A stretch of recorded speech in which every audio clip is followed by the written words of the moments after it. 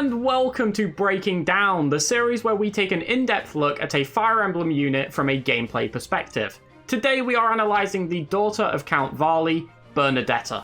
I apologise in advance if this is a long one, there is a lot to discuss here, and I'd rather hit all of it in the depth it warrants. Whilst this series is not focused around plot, there is always a chance for spoilers, and certain elements of the game and its structure will inevitably be mentioned, so if that is a concern for you, feel free to give it a miss. Also, where relevant, this is considering the maddening difficulty on a regular new game file with no exploits or excessive grinding. Bernadetta is originally in the Black Eagle's house, meaning starting with them gives you access to her from the get-go. For the other houses, she will need to be recruited. As with most units, this can be done via acquiring a B support with her, at which point she can ask to join your house on any of the following days. Alternatively, you can ask Bernadetta to join your house on exploration days, providing you meet her recruit requirements in the strength and bow ranks, which can vary based on support level and are shown on screen now. If you are raising Byleth's bow ranks to pursue Archer, which is often standard, it is possible to earn the C+ support requirement very easily, since Byleth's strength starts at 13 and as a result already exceeds the requirement at this point.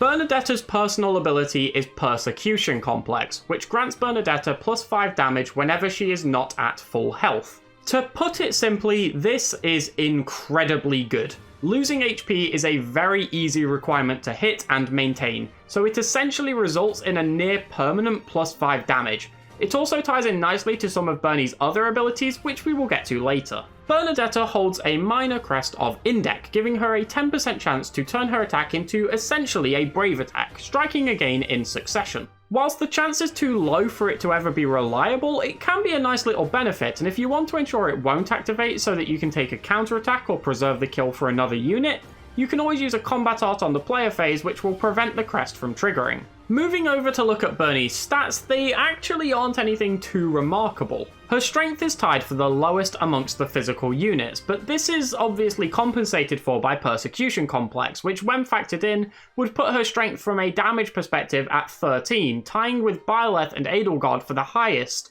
although this obviously requires setting up and does not affect weapon weight, only damage. The one stat here that really stands out as being below par is very clearly Bernie's defense. Bernie is extremely frail, and this is something you need to be aware of. However, for reasons that we will get into soon, this frailty may be less problematic than it first seems. The rest of Bernie's stats don't really leave too much to talk about. They range between slightly above average to slightly below, and overall I think it's fair to say Bernie is a unit whose prowess lies outside of her stats. Now let's get on to the good stuff. Bernie's skills have a lot going on, with 2 strengths, 4 weaknesses, and 1 budding talent. On the surface, this might sound like her skills are a weakness area, with her having more negatives than positives. However, a bit of a deeper look makes things look a lot brighter. First of all, the Brawling Bane is completely negligible. Bernie can still make use of gloves to great effect in the early game, especially when Persecution Complex is factored in due to the guaranteed doubling applying its benefits twice. But there is no need to ever actually raise the skill. You don't need a brawling rank for anything Bernie would want to do. Similarly, there is very little desire to do anything with heavy armor for Bernie, and the weakness here has very little effect too. On the other hand, her 2 weapon strengths, landing in lancers and bows, give her access to some very potent tools very early on in the game. Tempest Lance has the highest early damage modifier with a +8, and Curved Shot allows for some very safe combat and solid chip damage. Bernie also gets a lot of potent abilities and combat arts from her skills. Her bow ranks offer a couple of notable tools. Firstly, Deadeye at the C+ rank, which offers a lot of safety by giving her a massively inflated attack range and significant damage spike at the cost of the accuracy that comes with that range. Secondly, Encloser comes at the A rank, which stops the opponent who is struck by it from moving for a turn, as well as increasing hit and damage, offering a lot of utility and once again safety. More importantly is the skill offered by mastering Bernie's budding talent in riding, which can be done by tutoring her in it 12 times. A very low and quickly attainable requirement. This gives Bernadetta access to Pass, which allows her to move through enemy units as if they didn't exist. Players who are familiar with Maddening will recognise this as the ability held by enemy thieves, and be well aware of the potential it allows, and there are only 2 other units available who can gain this skill. One of these is Claude, who is locked to one route and has the skill tied to a unique class, and the other is Anna, who is not good. This makes Pass a very useful skill which is relatively unique to Bernadetta. But I think we have beaten around the bush and avoided the elephant in the room for long enough.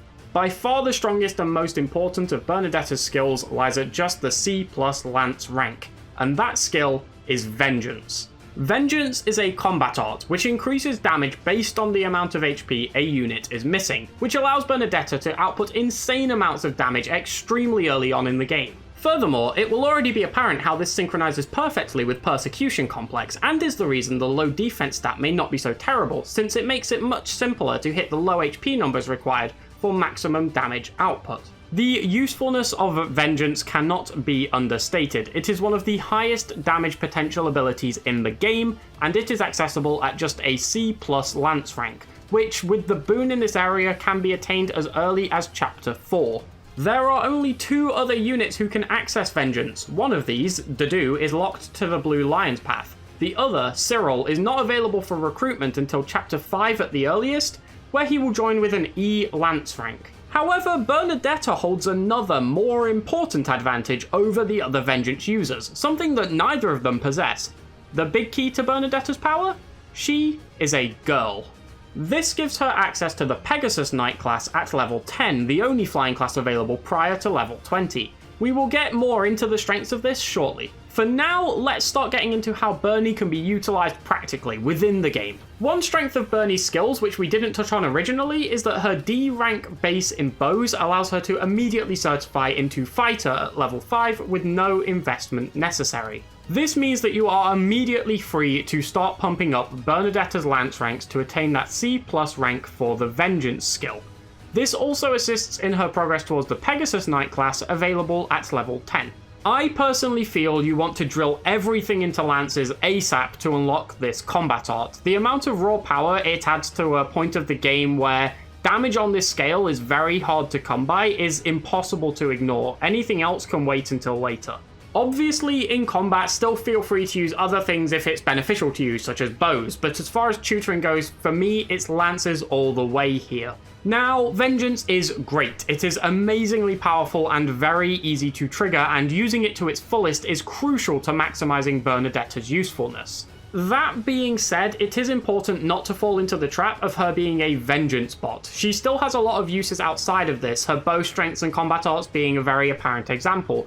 And if you get stuck in the loop of only looking to use Vengeance, you will be getting a lot less use out of Bernie than you potentially could be. Once you have Vengeance unlocked, I would look at pushing Flying up to certify for Pegasus Knight at level 10. It is by far Bernie's strongest class at this stage of the game, bringing Flight and Canto as well as 6 Move, which allows her a lot more mobility and can let her retreat over terrain or behind allies after securing kills to keep her safe when she is on these low HP numbers. Tutoring riding early on can also be very desirable in order to access pass and increase movement potential, since she won't need to navigate around enemies, allowing her to do a lot more with the limited moves she has available at this point in the game. Pegasus Knight also offers strong development incentives, with Darting Blow coming from mastering the class.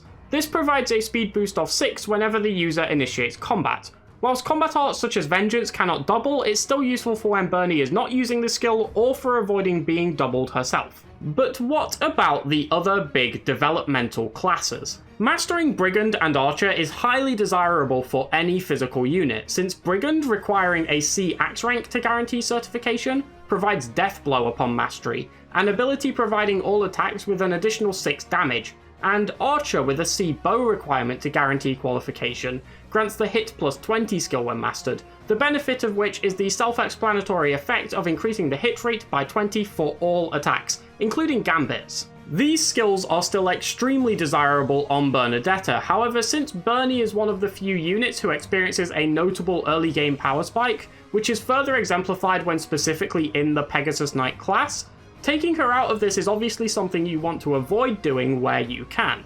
This presents an interesting predicament. Personally, I tend to neglect these classes early on when using Bernadetta, and wait to unlock these skills until at least Chapter 8. This is because at this point you will have access to both the Saints statues and the paralog battle linked to Sothis, Tales of the Red Canyon. The reason behind this has to do with how class EXP works. Originally, you gain 1 class EXP for each combat a unit participates in. The class mastery gain +1 from the Saint Sethlene statue increases this to 2 class EXP per combat. When equipped with the knowledge gem, which is obtained from a chest on the previously mentioned paralog, a unit's class EXP is doubled, further increasing this to 4 class EXP per combat. Brigand and Archer both require 100 class EXP to master. This means that mastering one of these classes now requires 25 battles as opposed to 100. The obvious downside to this is it means you gain these skills later than you otherwise could have by committing to these classes earlier, and the fact that only 1 unit can use the knowledge gem at any given time means committing it to Bernie here is locking other units out of it as soon as you get it. On the other hand, it means you are free to utilize Bernie to her fullest when she is likely one of your strongest, if not your very strongest unit. Then, when you pull her out of Pegasus Knight to put into one of your footlocked to developing classes, your other units will be stronger and Bernie's strength lead over the rest of your party will be notably smaller. It is worth noting that even when you have access to these tools, you may still want Bernie in Pegasus Knight for certain maps before these masteries are achieved. Notably, the Chapter 8 mission is one where units greatly benefit from being in a flying class. Whilst this is my preferred solution, it isn't the only one. Another potential angle is to pick and choose maps where you feel Pegasus Knight may be less useful, and use these as opportunities to train up Archer or Brigand. These will typically be maps which are much more linear and less open. For example, Chapter 5 is a solid opportunity for this, being a linear, narrow map with little opportunity for Bernie to take advantage of the strengths of Pegasus Knight. On the other hand, a map such as Chapter 7 is extremely open and has a lot of terrain for the flying class to avoid, so you will want to utilise Pegasus Knight here. This obviously means Bernadetta's loss from not being in Pegasus Knight is minimised, since it's done on maps where the class is less beneficial. However, even on these maps, the class would still be the desirable option. Being out of it just allows Bernie to develop a little earlier, and gain the skills which will help her overall. Obviously, mixing the previous methods together is also viable. Just bear in mind that whilst this will bring the benefits of the two, it will also bring both the drawbacks. It is also worth bearing in mind that there are also benefits to being in the ground classes. Firstly, they allow you to utilise a wider range of battalions, since you will not require a flying one, which can grant access to potentially higher stat boosts, more effective gambits, or free up flying battalions for your other units, which is especially useful in the early game when you have less of these available. Secondly, ground-based classes allow the use of guard adjutants, which ensure that a unit will not be killed by the follow-up attack when they are doubled, and instead get left at 1 HP. It should be fairly apparent why the guarantee of Bernie surviving on exactly 1 health can be very, very desirable, since this will maximise the damage of Vengeance. The type of adjutant a unit will be is dictated by their class, and unfortunately none of the classes that grant a guard adjutant are flying classes at any point in the game. So this is something Bernie will not be able to take advantage of when in the Pegasus Knight class, or any other flying class for that matter.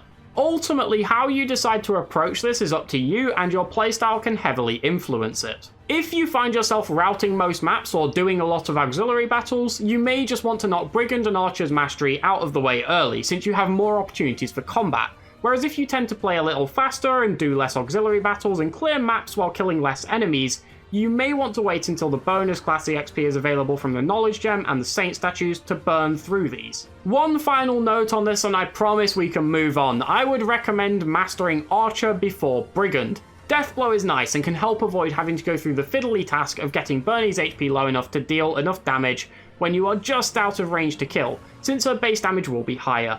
But making sure you land these attacks with hit plus 20 granted by Archer is definitely the higher priority for me, especially since Vengeance does not offer any innate accuracy bonus of its own. That's it, we can stop talking about intermediate classes now, I promise. So, where do we take Bernie from here? Well, in my opinion, there are 4 classes which warrant consideration as Bernie's endgame class. All of these are viable to some degree and in certain circumstances, and have their own merits. I will run through each of them in the order I consider them from worst to best. However, before we do so, there is an important aspect to touch on. 2 of these classes are cavalry based, whereas 2 are flying. The route you are on here will play a role in your choice, as some routes, notably Crimson Flower, are really not kind to horses due to the terrain and maps they involve. whereas on the other side, Azure Moon is notably less troublesome for your ground-based mounts. Silver Snow and Verdant Wind are, in my opinion, a middle ground between the two. I'm saying this before we start breaking down the classes so we don't have to repeat it for all of them, but bear it in mind when making your choice. I'll quickly give an honourable mention to Sniper since I could see it being in consideration for some people, with Bernadetta being the archer of the Black Eagles, which means we should discuss it to some degree. I don't like it. It makes it really awkward to make use of Vengeance with just 5 move, and without Canto, Pass becomes notably weaker too. Whilst mastering the class grants Hunter's Volley, a combat art which guarantees 2 attacks in succession, providing reliable kill power, this isn't an area where Bernie struggles, already having plenty of kill power built into her kit. Don't get me wrong, Bernadetta will be perfectly functional in this class and still be an asset to your team, but there are a number of classes which allow her to better maximize her potential. So without further ado, at number 4 I have Wyvern Lord, which is not something I expected to say. The biggest issue here is investment, with a massive A-Axe requirement, an area where Bernie has a Bane. You can gamble this a little lower and it is attainable, but I don't think it benefits the class enough to outweigh the cost. On top of that, you probably won't be taking advantage of the class's innate axe fare, which nullifies one of its biggest draws. That being said, it is still immensely strong, with very good class bases, 8 move, and flight, and if you do choose to commit to it, the advanced class Wyvern Rider can be used as a midpoint between Pegasus Knight and Wyvern Lord. If this were New Game Plus, this may move up in the consideration, however, since the costs do have to be factored in, I think in most scenarios there are better choices for what you have to invest into the class. At number 3, on the other side of this coin, we have Paladin, which is a very low investment class, requiring a B in Lances and a B in Riding to guarantee the certification. Once again, if you're happy to chance it, these can be a little lower.